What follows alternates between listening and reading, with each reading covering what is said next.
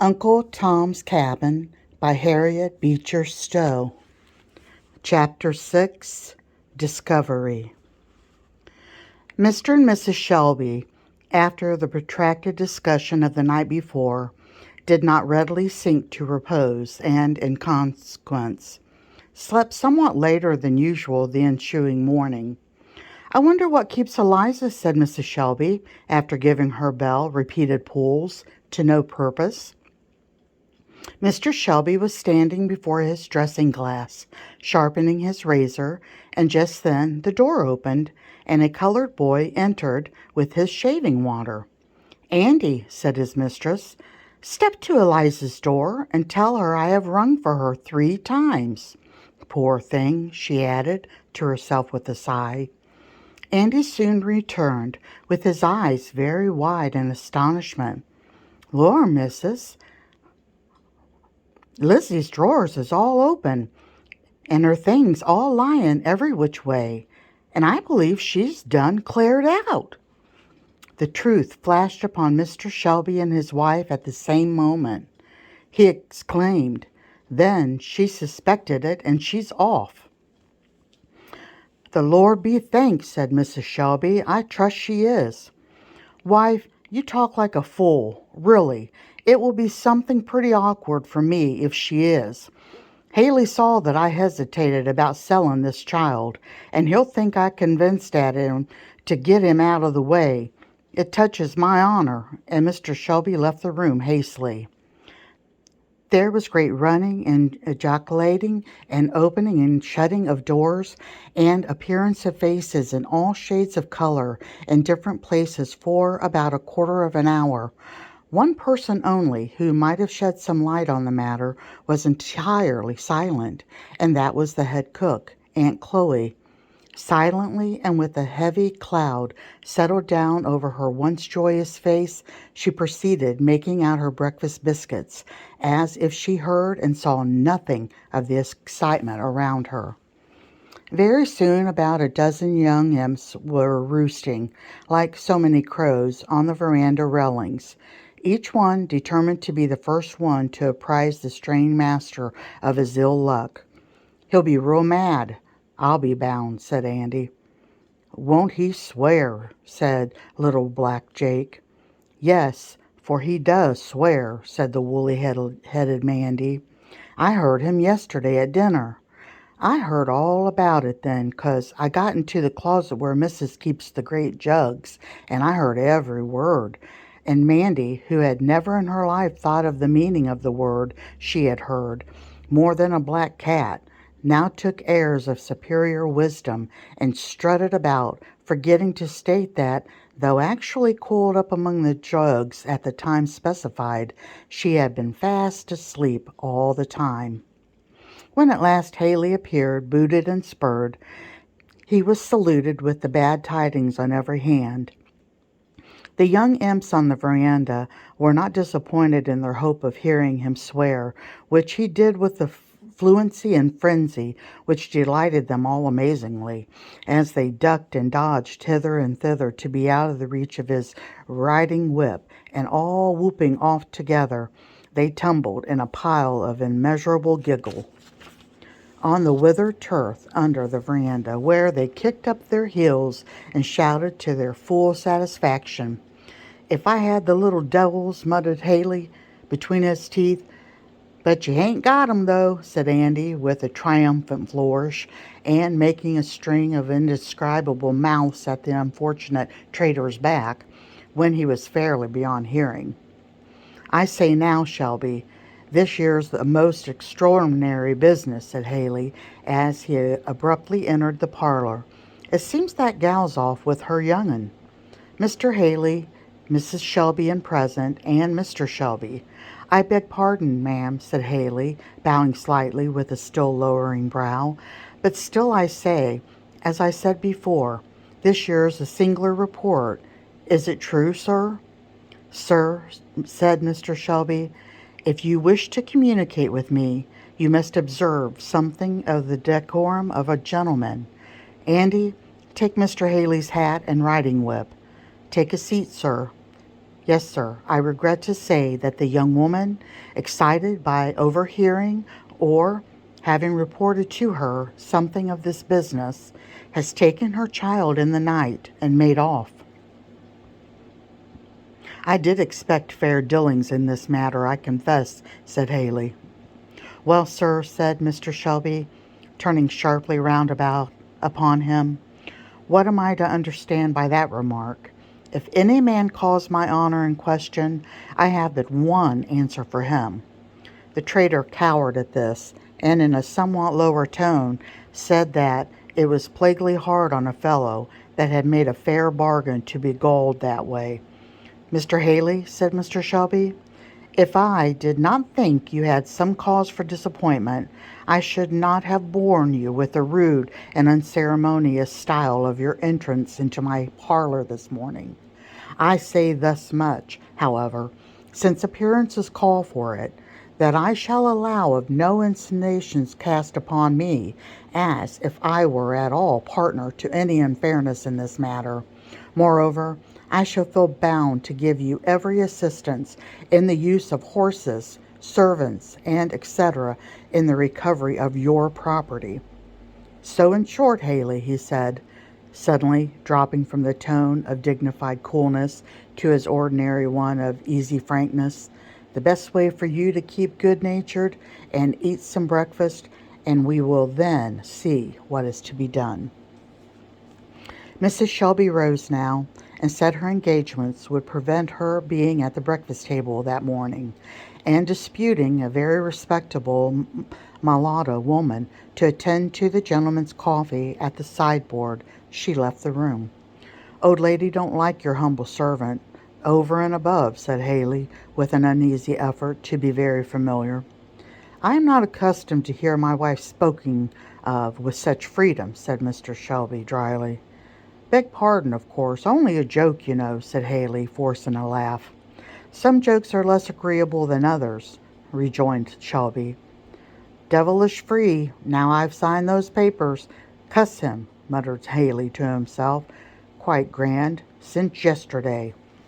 Never did fall on any prime minister at court occasion wider surges of sensation than the report of Tom's fate among his compeers on the place. It was a topic in every mouth, everywhere, and nothing was done in the house or in the field but to discuss its probable results. Eliza's flight, an unprecedented event on the place, was also a great accessory in stimulating the general excitement. Black Sam, as he was commonly called, from his being about 3 shades blacker than any other son of ebony on the place, was revolving the matter profoundly in all of its phases and bearings, with the comprehensiveness of vision and strict lookout to his own personal well-being. That would have done credit to any white patriot in Washington. It's an ill wind that blows nowhere, dare add a fact, said Sam, sententiously, giving an additional hoist to his pantaloons and adroitly substituting a long nail in place of a missing suspender button, with which effort of mechanical genius he seemed highly delighted. Yes, it's an ill wind blows nowhere, he repeated. Now there, Tom's down. Well, course there's room for some nigger to be up, and why des not nigger? That's de idea. Tom a-riding round the country, boots blackin', pass in his pocket, all grand as coffee. Who? But he. Now, why shouldn't Sam? That's what I want to know. Hello, Sam.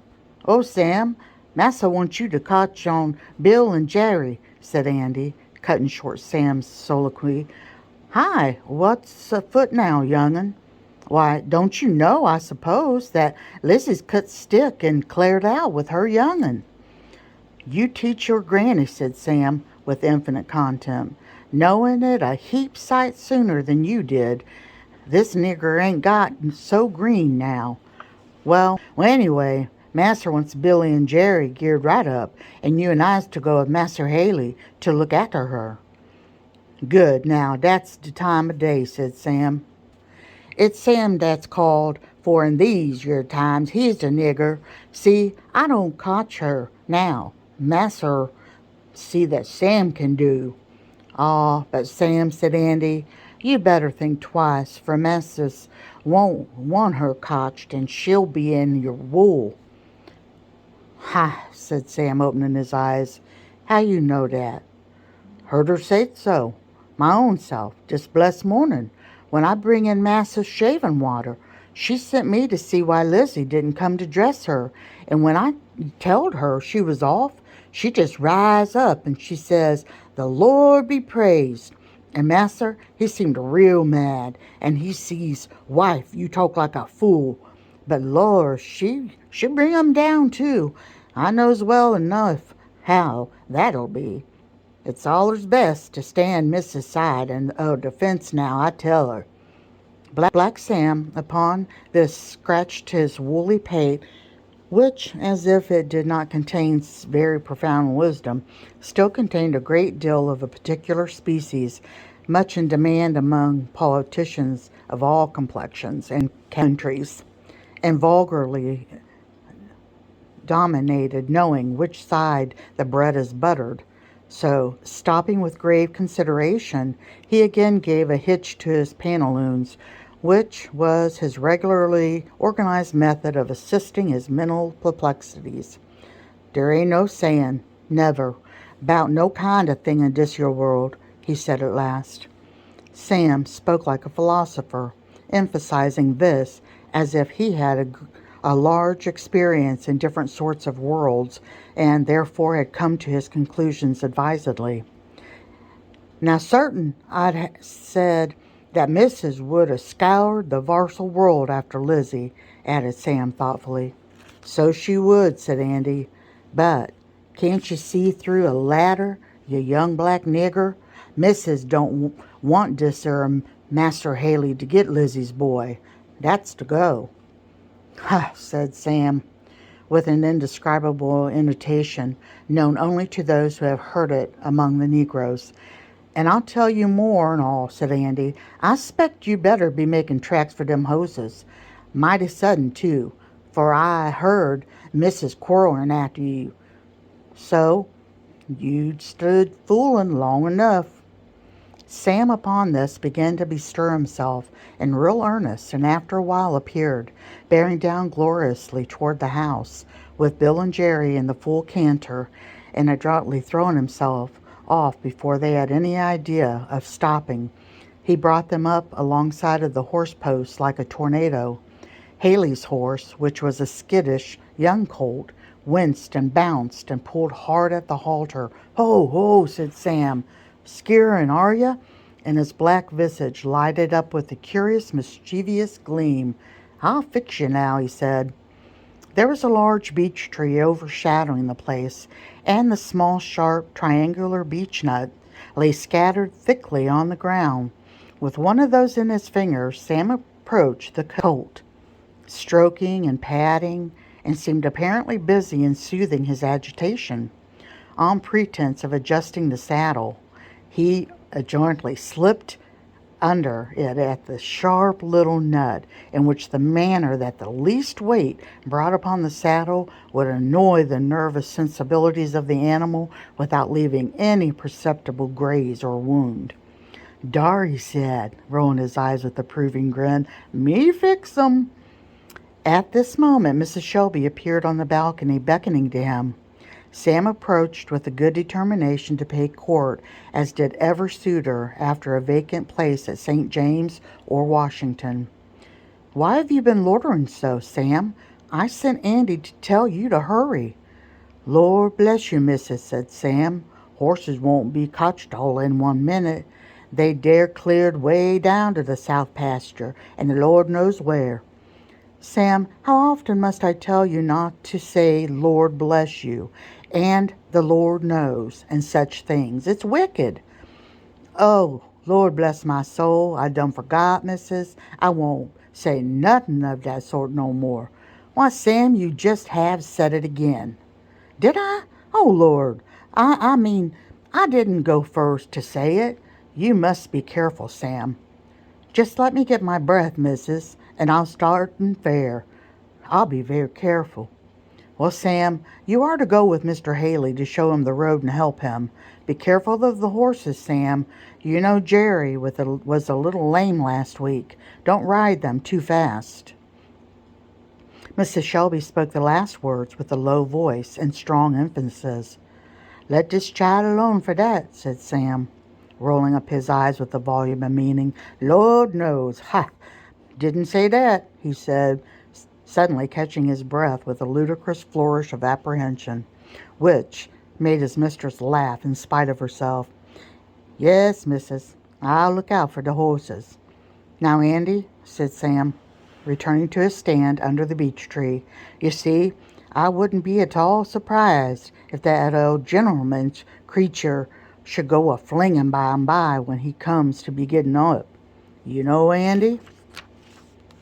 Critters will do such things. And therefore Sam poked Andy in the side with a highly suggestive manner. Hi, said Andy, with an air of instant appreciation. Yes, you see, Andy, Missus want to make time. That there's clear to do most ornery beserving. I just make a little for her. Now, you see, get all these horses loose, capering, promiscuous, round this here lot, down to that there wood there. I suspect Messer, he won't be off in a hurry. Andy grinned. You see, said Sam. You see, Andy, if any such thing should happen as that Master Haley's horse should begin to act contrary and cut up, and you and I just lets go of ourn to help him, and we'll help him. Oh, yes. And Sam and Andy laid their heads back on their shoulders and broke into a low and moderately laugh, snapping their fingers and flourishing their heels with exquisite delight. At this instant, Haley appeared on the veranda, somewhat mollified to certain cups of very good coffee. He came out smiling and talking, in tolerably restored humor. Sam and Andy, clawing for certain fragmentary palm leaves, which they were in the habit of considering as hats, flew to the horse post to be ready to help the master. Sam's palm leaf had been ingeniously disentangled from all pretensions to braid, as respected its brim, and the slivers started apart, and standing upright, gave it a blazing air of freedom and defiance, quite equal to that of the Fiji chief, while the whole brim of Andy's being departed bodily. He rapped the crown on his head with a dexterous thumb, and looked about well pleased, as if to say, Who says I haven't got a hat? Well, boys, said Haley, look alive now. We must lose no time. Not a bit of him, massa, said Sam, putting Haley's rein in his hand and holding his stirrup while Andy was untying the other two horses. The instant Haley touched the saddle, the mettlesome creature bounded from the earth with a sudden spring that threw his master sprawling some feet off on the soft dry surf. Sam, with frantic ejaculations, made a dive at the reins, but only succeeded at brushing the blazing palm leaf aforenamed into the horse's eyes, which by no means tended to allay the confusion of his nerves.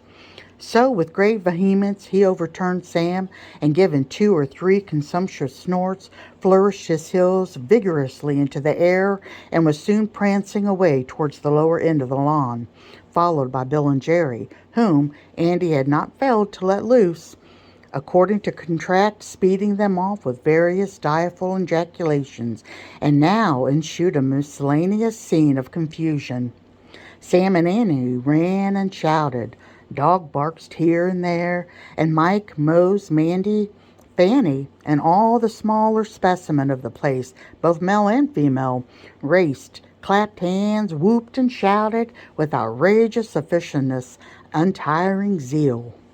Haley's horse, which was a white one, was very fleet and spirited, appeared to enter into the spirit of the scene with great gusto, and having his coursing ground a lawn of nearly half a mile in extent, gently sloping down on every side into the indefinite woodland, he appeared to take infinite delight in seeing how near he could allow his pursuers to approach him, and then, when within a hand's breadth, whisk away and start and snort like a mischievous beast as he was, and carry her far down into some alley of the woodlot. Nothing was further from Sam's mind than to have any one of the troop taken until such season as should seem to him most befitting, and the exertions that he made were certainly most heroic. The sort of the Coeur de Lion which always blazed in front of the thickest of the battle, Sam's palm leaf was to be seen everywhere when there was the least danger that a horse could be caught. There he would bear down full tilt, shouting, "Now for it, catch him," in a way that would set everything to indiscriminate rout in a moment. Haley ran up and down and cursed and swore and stamped miscellaneously. Mr. Shelby in vain tried to shout directions from the balcony, and Mrs. Shelby from her chamber window alternately laughed and wondered, not without some inkling of what lay at the bottom of all this confusion. At last, about 12 o'clock, Sam appeared triumphant, mounted on Jerry, with Haley's horse by his side, reeking with sweat, but with flashing eyes and dilated nostrils, showing that the spirit of freedom had not yet entirely subsided. "He's cotched," he exclaimed triumphantly, "as if hadn't been for me they might have bust themselves all on 'em, but I cotched 'em." "You," growled Haley in no amiable mood, "if it hadn't been for you, this wouldn't never have happened." "Lord bless us, massa," said Sam in a tone of deepest concern, "and me that has been racing and chasing till the sweat just pours off me." "Well, well," said Haley, "you've lost me near 3 hours with your cursed nonsense. Now let's be off and have no more fooling." "Why, master," said Sam in a deprecating tone, "I believe you mean to kill us all clear, horses and all. Here we all just ready to drop down, and all the critters and reek of sweat. Why, master won't think of starting on now till after dinner.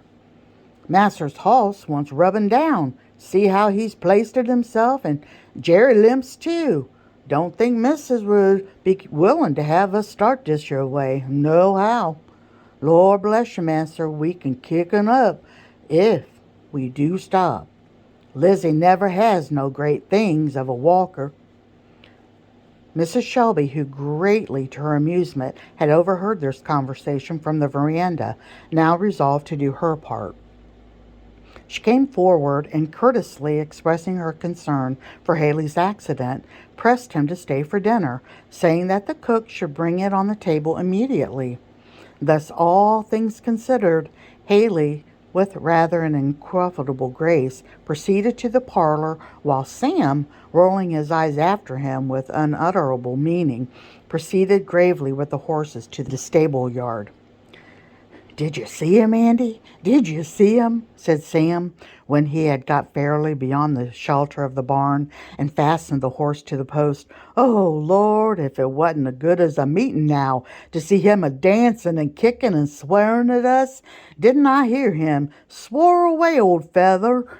Says I to myself, will yer have your hoss now, or wait till you cotched him? Says I, Lor, Andy, I think I can see him now." And Sam and Andy leaned up against the barn and laughed to their heart's content. "You ought to see how mad he looked when I brought the horse up. Lord, he'd have killed me if he durst to. And there I was a-standing as innocent and humble. Lord, I seed you," said Andy. "Ain't you an old hoss, Sam?" "Rather suspects I," said Sam. "Did you see Missus upstairs in that winder? I seed her laughing." "I'm sure I was racing so I didn't see nothing," said Andy.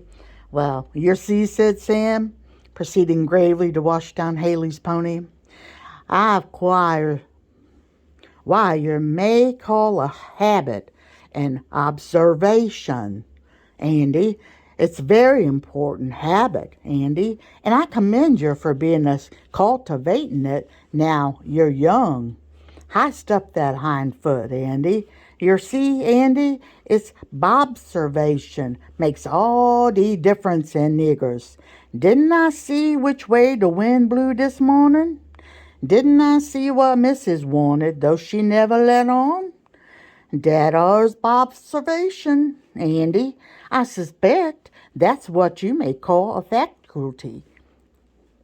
Faculties is different in different peoples, but cultivation of 'em goes a great way. I guess if I hadn't helped your bobservation this morning, you wouldn't have seen your way so smart, said Andy. Andy, said Sam, you's a promising child, there ain't no matter o' doubt. I thinks a lot of you, Andy, and I don't feel no ways ashamed to take ideas from you. You oughtn't to look nobody, Andy, 'cause she's smartest on us getting tripped up sometimes. And so, Andy, let's go up to the house now. I'll be bound Missis'll give us an uncommon good bite. Dis your time.